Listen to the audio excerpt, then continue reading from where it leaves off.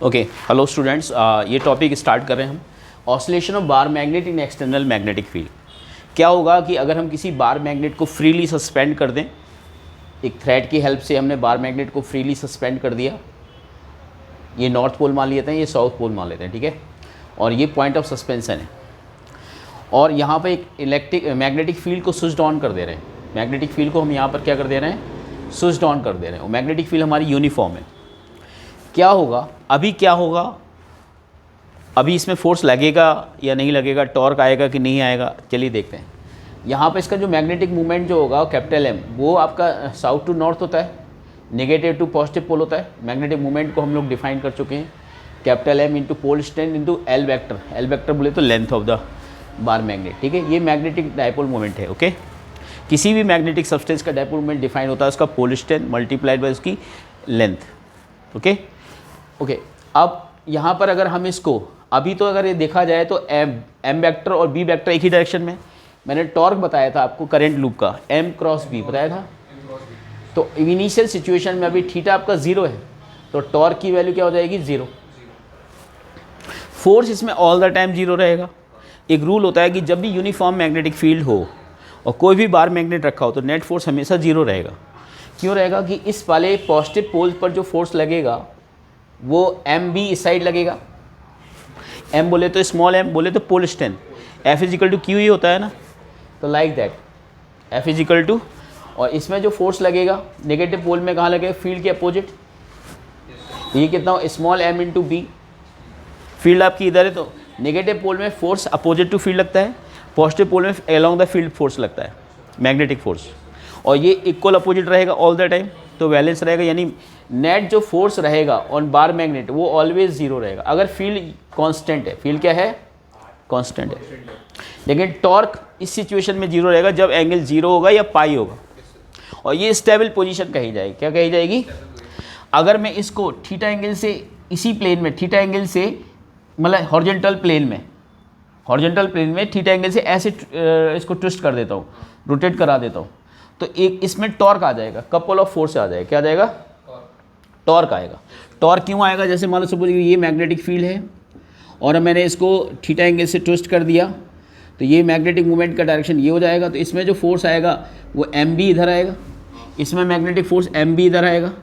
तो ये जब भी किसी बॉडी में इक्वल अपोजिट फोर्स लगते हैं तो वो टॉर्क प्रोवाइड करते हैं।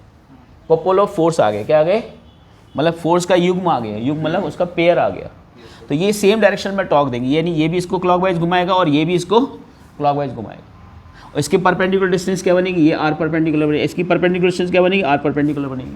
तो जो नेट टॉर्क आएगा वो आएगा M B into perpendicular distance क्या होगा, ये आएगा आपका एल साइन, ये टोटल डिस्टेंस को 2L मान ले रहा हूँ मैं, क्या मान ले रहा हूँ, 2L।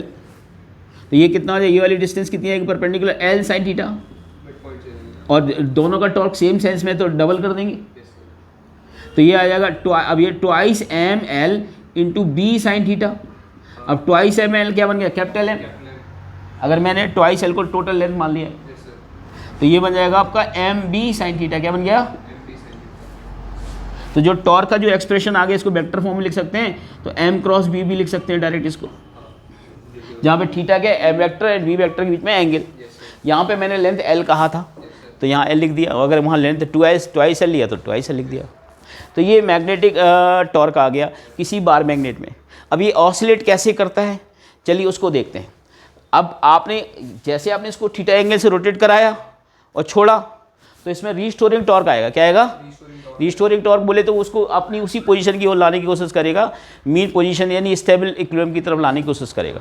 और जब इधर आएगा तो इनर्शिया करने यहाँ एंगुलर वेलोसिटी आ चुकी होगी, तो वो तो 0 होगी नहीं, तो दूसरी साइड निकल जाएगा, फिर दूसरी साइड रीस्टोरिंग टॉर्क फिर अपोजिट लगेगा, तो ये लगातार ऐसे ऐसे इसी प्लेन में ऑसिलेट करता रहेगा। तो इसका टाइम पीरियड पूछा जा सकता है बेटा, क्या पूछा जा सकता है, तो टाइम पीरियड निकालने के लिए टॉर्क इज इक्वल टू क्या होता है, आई अल्फा, क्या होता है, और एंगुलर डिस्प्लेसमेंट हमारा क्या होना चाहिए, स्मॉल।